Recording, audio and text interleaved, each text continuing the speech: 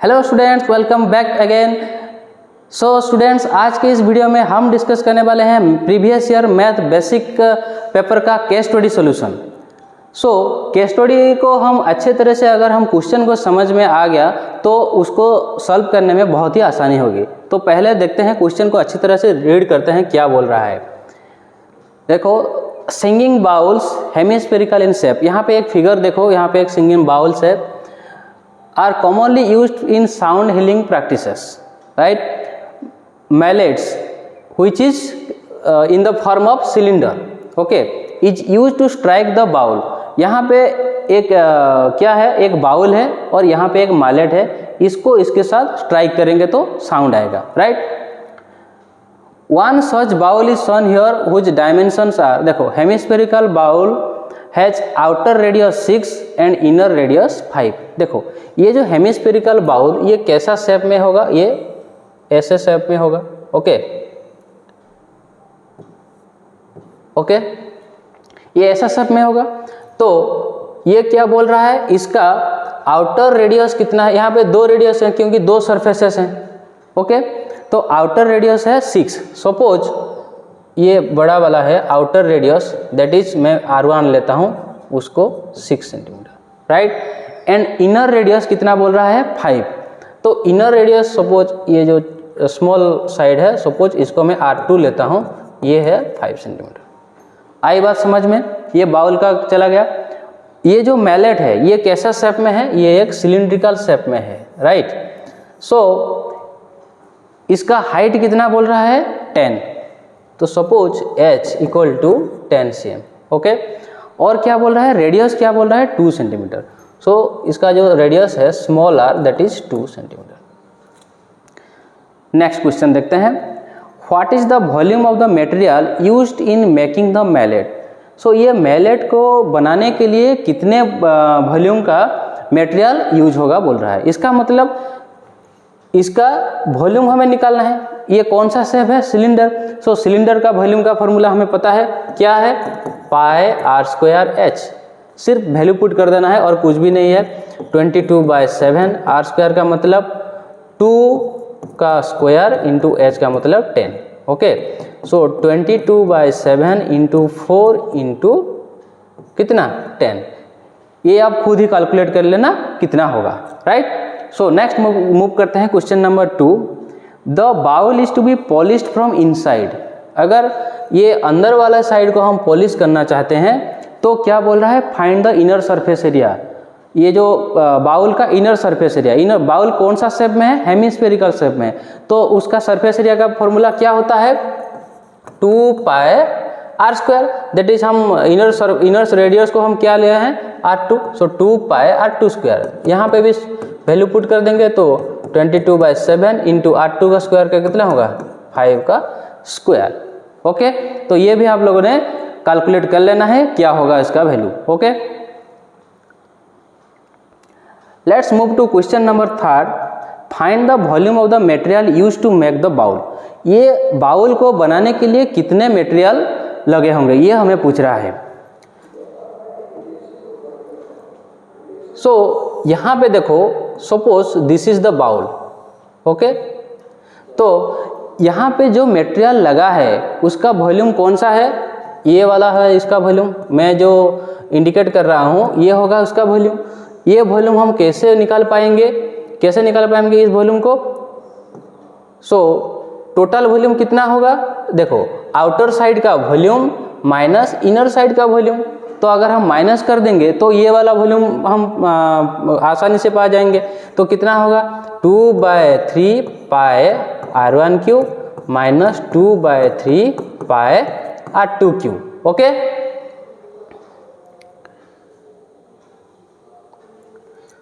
सो यहाँ पे कॉमन किया जाएगा, 2/3 into pi r1³ minus r2³। सो ये हो गया 2/3 इंटू 22/7 इंटू R1 की जगह क्या होगा, आउटर रेडियस कितना है, 6। सो 6³ minus 5³ that is 2/3 into 22/7 into 6³ कितना होता है, 216 minus 125। That is 2/3 into 22/7 into, अगर हम इसको माइनस करेंगे तो क्या होगा, अगर हम इसको माइनस करेंगे तो क्या होगा, 91 होगा। तो इसको हम अगर कैलकुलेट करेंगे तो ये हो जाएगा 572/3। ओके,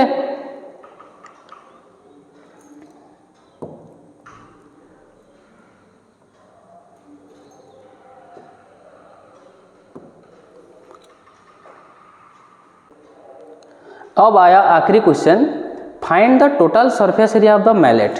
इस मैलेट का टोटल सरफेस एरिया हमें पूछ रहा है। अच्छा, मैलेट कौन सा शेप में है, वो एक सिलिंड्रिकल शेप में है। तो सिलेंडर का टोटल सरफेस एरिया का फॉर्मूला क्या होता है, उसका कर्व सरफेस एरिया प्लस ये जो of and top and bottom, इन दोनों का एरिया को हम अगर मिला देंगे तो टोटल सरफेस एरिया निकाल लेंगे। तो क्या होगा, टोटल सरफेस एरिया हम पता है क्या, 2πr into H plus are. यहाँ पे भी सिर्फ वैल्यू पुट कर देंगे। यहाँ पे देखो पाए का वैल्यू 3.14 हमें गिवन है। सो 2 इंटू 3.14 इंटू आर कितना है, आर है 2, एच है 10 प्लस 2। सो ये हो गया 4 इंटू 3.14 इंटू 10 प्लस 2 कितना है 12। सो अगर हम इसको कैलकुलेट करेंगे तो ये आएगा अराउंड 150 पॉइंट, इसको अगर हम कैलकुलेट करेंगे तो ये नियरली 150 समथिंग ये आएगा। आप खुद कैलकुलेट कर लेना। ओके,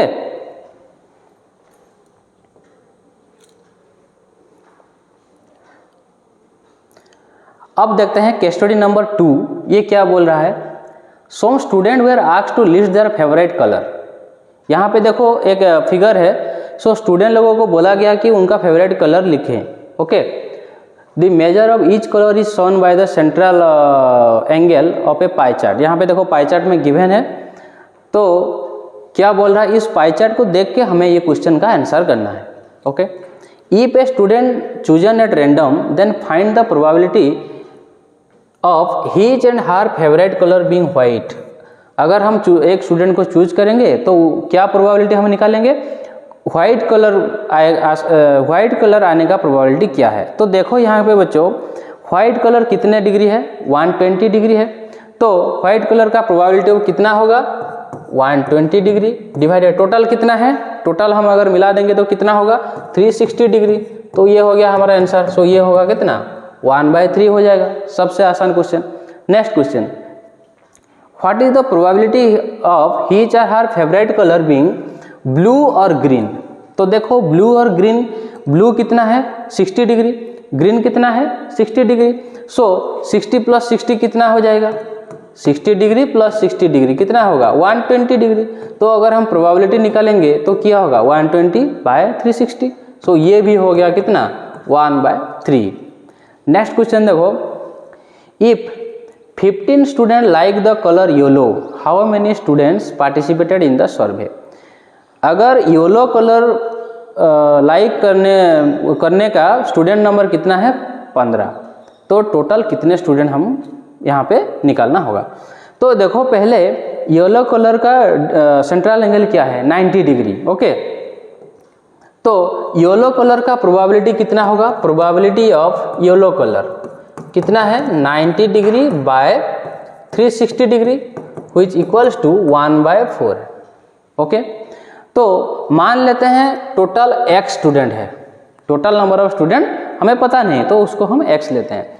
तो इसका 1/4 जितना 15 होगा, क्योंकि 15 स्टूडेंट येलो कलर अच्छा लग रहा है। तो टोटल का 1/4 होगा क्या 15 अकॉर्डिंग टू द क्वेश्चन। तो अगर हम इसको लिखेंगे तो क्या होगा x, ये 1/4 अगर यहाँ पे जाएगा तो कितना होगा 15 into 4/1 that is 60। So total number of student कितना हो जाएगा 60 स्टूडेंट हो जाएगा। और इसको और अभी हम अगर शॉर्ट ट्रिक से कर सकते हैं। देखो 90 डिग्री को 90 डिग्री यानी कितने students 15 students.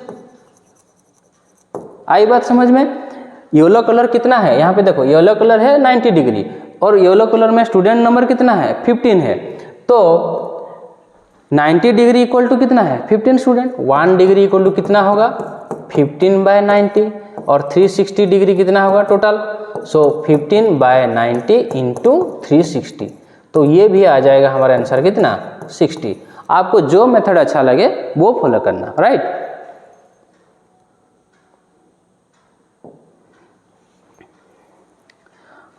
So next question क्या बोल रहा है, what is the probability of favourite colour being red और ब्लू। ये भी बोल रहा है रेड और ब्लू। रेड कितना है देखो 30 डिग्री, ब्लू कितना है 60 डिग्री। सो 60 और 30 मिलके कितना हो गया 90 डिग्री। तो उसका प्रोबेबिलिटी कितना होगा 90/360, दैट इज 1/4 हो जाएगा इसका सही आंसर।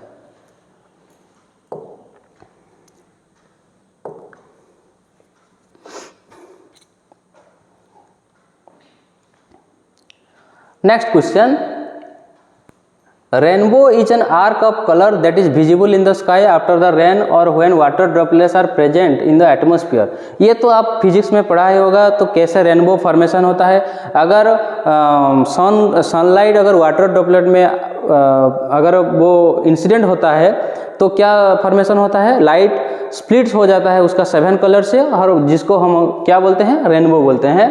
तो the colours of the rainbow colour then red orange, ये सब 7 कलर वो है।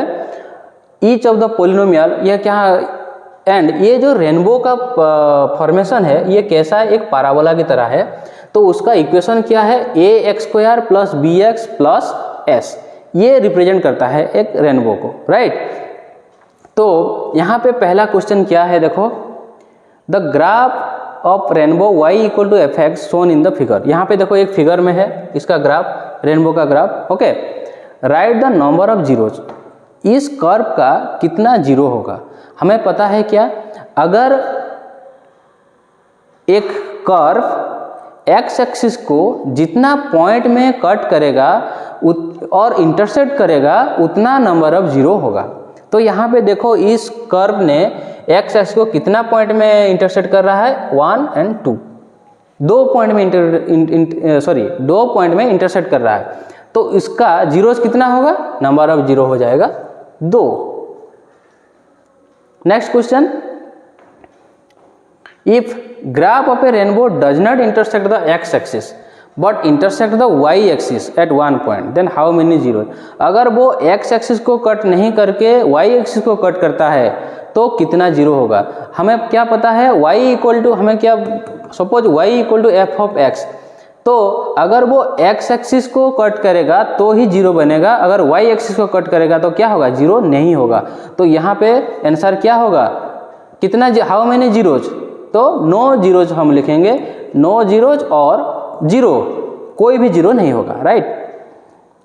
नेक्स्ट क्वेश्चन क्या बोल रहा है देखो, if A rainbow is represented by the quadratic polynomial, क्या बोल रहा है x² + a + 1 × x + b which zeros are 2 and -3। यहाँ पे एक पोलिनोमियल हमें गिवन है और उसका जीरोज हमें गिवन है, क्या क्या 2 and -3। तो a और b का वैल्यू हमें निकालने के लिए बोल रहा है।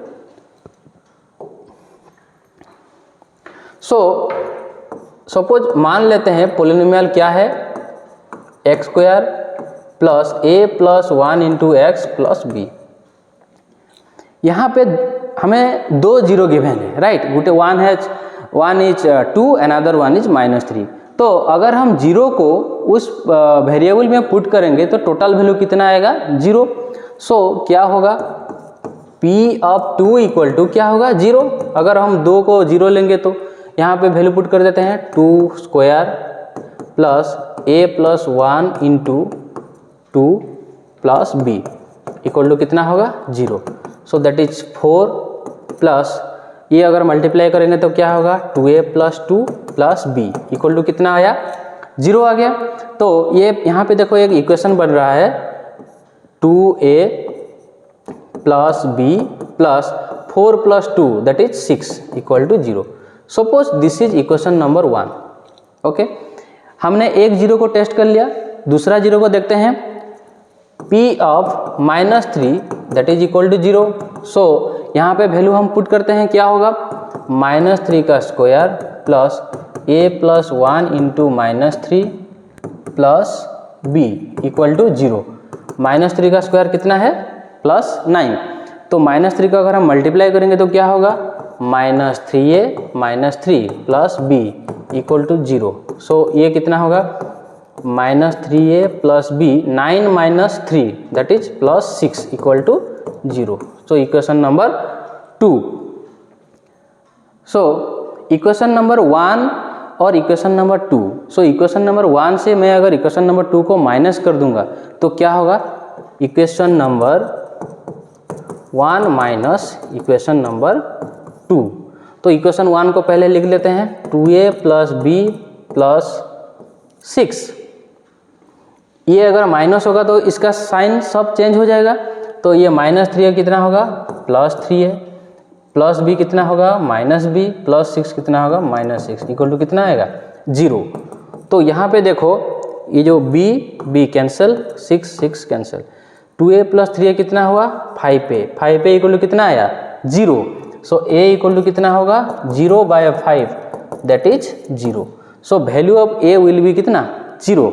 अगर इस a की वैल्यू को अगर हम इक्वेशन 1 और 2 पुट कर देंगे तो b का वैल्यू निकल आएगा। सो इक्वेशन 1 में सपोज चलो पुट करते हैं 2a plus b plus 6 equal to 0। So 2 into a का जगह कितना होगा 0 plus b plus 6 equal to 0। तो ये तो हो गया कितना 0। So b plus 6 equal to कितना आया 0।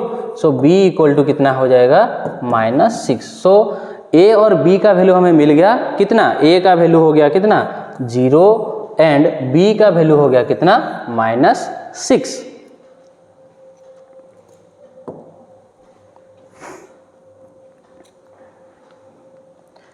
So last question is the polynomial x square minus 2x minus 7p plus 3 represents a rainbow. If -4 is a 0 then find the value of p. So यहाँ पे एक polynomial हमें given है और उसका 0 भी गिवन है। तो यहाँ पे p का वैल्यू निकालना है।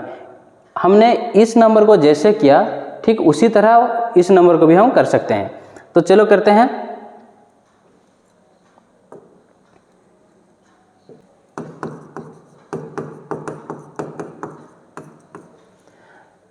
सो चलो मान लेते हैं p of x equal to x square minus 2x minus 7p plus 3। तो यह यहाँ पे क्या बोल रहा है एक 0 है कितना -4। सो p ऑफ -4 इक्वल टू कितना होगा 0।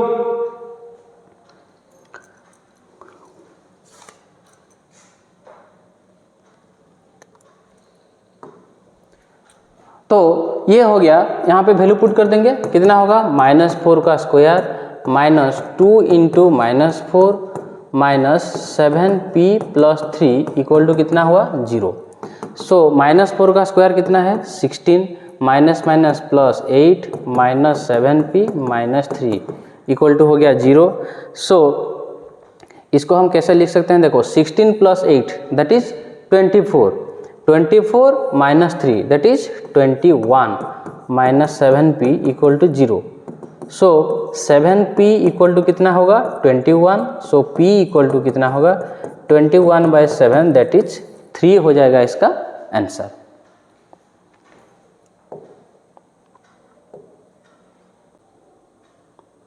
सो स्टूडेंट मैं आशा करता हूं कि आप लोगों को समझ में आ गया होगा। ठीक उसी तरह अगर आप ज़्यादा क्वेश्चन चाहते हैं तो हमारे चैनल के साथ जुड़े रहे। हम ऐसे ही कोशिश करेंगे कि आप लोगों का डाउट क्लियर है और ज़्यादा से ज़्यादा क्वेश्चन हम लेके आएँ। Thanks for watching.